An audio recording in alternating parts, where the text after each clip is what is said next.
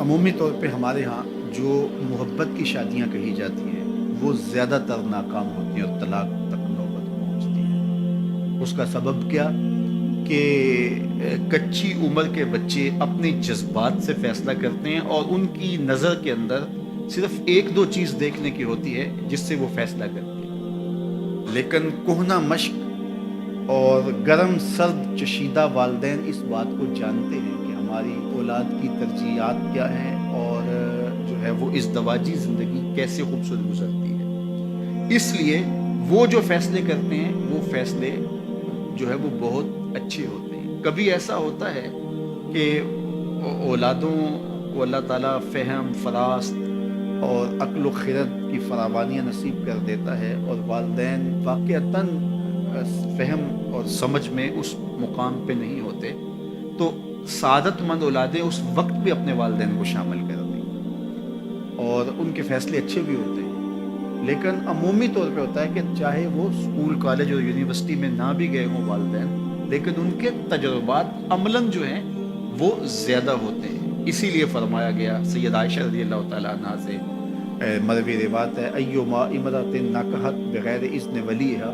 فنکاحها باطل فنکاحها باطل فنکاحها باطل، 3 مرتبہ فرمایا۔ جو خاتون اپنے ولی کی اجازت کے بغیر نکاح کرتی ہے اس کا نکاح باطل ہے، اس کا نکاح باطل ہے، اس کا نکاح باطل ہے۔ تو عمومی طور پہ وہ نکاح جو ہیں وہ ناکام ہو جاتے ہیں، اس لیے کہ وقتی جذبات سے وہ رشتے جڑتے ہیں اور وہ ایک خاص عمر تک وہ جذبات ہوتے ہیں، لیکن اس کے بعد وہ رشتے ٹوٹ جاتے ہیں۔ ماں باپ کو پوری ترجیحات اور پوری زندگی کے سارے نشیب و فراز کا علم ہوتا ہے، وہ ساری چیزیں سوچ سمجھ کے کوئی چیز جو ہے وہ طے کرتے ہیں۔ اس میں بعض کا ایسا بھی ہوتا ہے کہ والدین بچوں کی ترجیحات دیکھے بغیر اپنی خواہش کو مقدم کر دیتے ہیں، تو یہ چیز بھی تناؤ کا سبب اور طلاق کی نوبت تک پہنچا دیتی ہے۔ یعنی بعض کا ماں باپ کو ضد ہوتی ہے کہ میں اپنے رشتہ داروں میں ہی اپنے بچے کا نکاح کرنا ہے اور وہ بیٹی جو ہے اس کا مزاج نہیں جڑ رہا ہوتا، تو یہ خواہش اچھی ہے، لیکن اگر ان کی زندگی تلخ ہوگی تو اپنی خواہش کو اولاد کے لیے قربان کرنا ہوگا۔ بہرحال جو بھی ذرائع ہیں طلاق کے، جو بھی اسباب ہیں، محرکات ہیں، نتیجہ اگر طلاق تک پہنچ جائے، مرد کو پھر بھی اس کی مردانگی روک رہی ہوتی اور عورت بلا جھجک جب وہ جذبات میں آتی ہے تو وہ طلاق مانگنے میں دیر نہیں کرتی، اور بہت ساری طلاق جو جذباتی ماحول میں ہوتی ہیں اس میں قصور خاتون کا ہوتا ہے کہ وہ طلاق مانگتی ہے۔ تو عورت کو کبھی بھی طلاق نہیں مانگنی چاہیے، ہاں اگر واقعتاً اس کا استحقاق بنتا ہے، وہاں زندگی گزارنا مشکل ہو گیا ہے، تو وہ عدالت میں رجوع کر کے خلا لے سکتی ہے۔ لیکن یہ عورتیں جو ڈٹ جاتی ہیں کہ ٹھیک ہے مجھے بھی فارغ کرو، میں ایک لمحہ اس گھر نہیں رہنا چاہتی،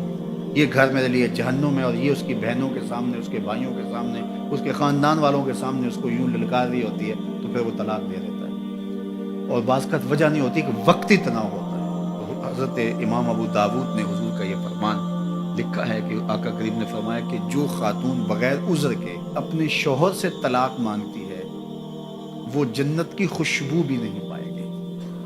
اور جنت کی خوشبو 500 سال کی مسافت سے آنا شروع ہو جائے گی۔ تو جو بغیر عذر کے اپنے شوہر سے طلاق مانگتی ہے، تو یہ بات ذہن میں رکھیے گا کہ عورت نہیں چاہتی کہ یہ اس کے وقتی جذبات ہوتے ہیں، وہ یہی چاہتی ہے کہ میں سرخ جوڑے میں اس گھر میں آئی ہوں تو سفید کفن میں واپس لوٹوں اس گھر میں، اور عورت کی آرزو ہوتی ہے کہ میرا شوہر جو ہے وہ مجھ کو جو ہے وہ خود اپنے ہاتھوں سے جو ہے وہ لاحد میں اتارے۔ میرے حضور صلی اللہ علیہ وسلم نے عورت کے اس جذبات کا لحاظ کرتے ہوئے ایک دن سیدہ عائشہ سے کہا کہ عائشہ اگر تو انتقال کر جائے میں تجھے خود کفن دوں، خود لاحد میں اتار۔ تو حضرت عائشہ رضی اللہ تعالیٰ عنہ کی چشمان اقدس سے آنسو آ گئے کہ یہ اگر ہو تو میرے لیے اس سے بڑا کیا احساس ہے کہ میرا شوہر میرا خود جنازہ پڑھے اور خود مجھے کفن دے اور خود مجھے لاحد میں اتارے۔ تو گھر ٹوٹنے سے بچیں، اور میاں بیوی کا جس طرح یہ دنیا میں رشتہ ہے تو یہ رشتہ آخرت میں بھی قائم رہے گا، اور جب خاتون جنت میں جائے گی تو یہ جو ہے وہ ان حوروں کی جو مرد کو جنت میں عطا کی جائے گی، یہ ان کی سردار ہوگی، اور اس کا حسن و جمال ان سے فراواں ہوگا، اور اللہ تعالیٰ اس کو وہاں جو عزتیں دے گا، چونکہ وہ دار الجزا ہے، دار العمل تو ہے نہیں ہے، تو وہ دیدن